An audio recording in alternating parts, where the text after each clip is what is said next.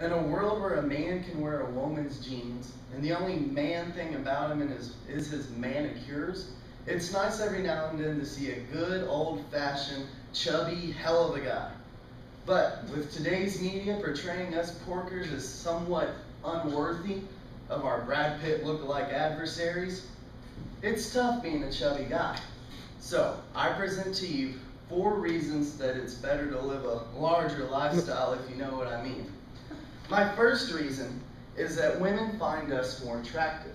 In an article in the Atlantic magazine, a very well-respected magazine, research has shown that for every 22 pounds that a man gains, he can compensate for that by only a 1% increase in his wage.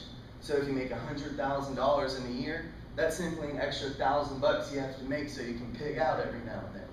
That equals to maybe an extra 4 hours or 45 minutes of work a day, and even the most minimum wage of jobs. My second point that women find us more attractive comes from the original Dr. Love himself, Dr. Thomas Hodges. He says that us chubbies are less narcissistic about ourselves, meaning that we don't care as much about how we look. Skinnies, on the other hand, or as I like to call them, daywalkers, tend to spend more time caring about how they look, meaning that they have a lot less self-esteem. And no woman wants a man with a little self-esteem. This also leaves us time to develop talents for ourselves, such as flute playing or basketball. The second point is that we live longer.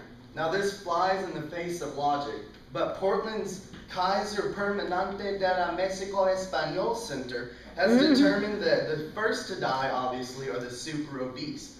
The next, the people that try to stay fit. That leaves us porkers at the very end of death's hit list.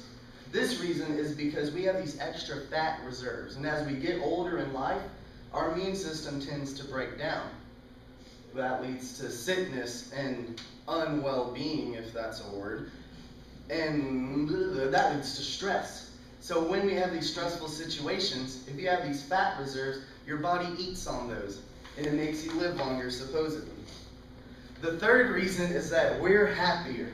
According to Dr. Joanne Roper, the leader of Hugs International, which surprisingly isn't some kind of intercontinental molestation ring, says the following quote: "Slimming down makes you miserable. Dieting can bring people down a notch and make them obsessed with their body issues. You've got to be happy with who you are and what you've got, and not worry about things. Accept yourself as who you are." Research has shown time and time again that those worried about how much they weigh are a lot less happy than those who simply do not care at all. The fourth reason Olivia should be with me is because we get that cash dough. It has been proven by a University of Florida study that not obese, but larger men tend to make $16,000 more a year than their pint-sized counterparts. Couple that with fact numero uno, and we get the babes.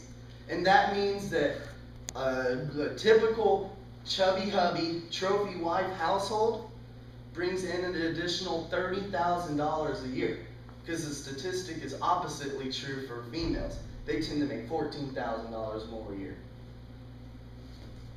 In conclusion, I would like to state that you should be happy with your body, no matter how spherical it may be. Be happy that you're chubby and that God gave you this to literally throw your weight around. Thank you.